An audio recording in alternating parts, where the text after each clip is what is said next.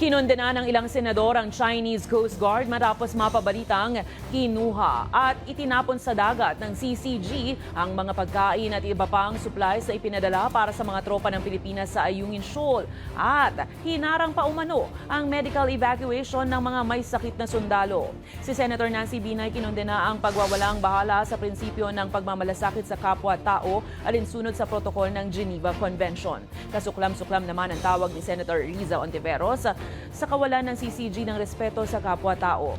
Sa report ng Philippine Daily Inquirer, isang nagpakilalang military official ang nagkumpirma sa dalawang insidente ng panggigipit umano ng CCG sa mga tropa ng Pilipinas na nangyari nang mag-airdrop ng mga supplies ang Philippine Navy noong May 19. Sinagundahan naman ng organizer ng civilian mission to the West Philippine Sea ang mga batikos. Sa ngayon, wala pang pahayag ang Department of National Defense at AFP ukol rito.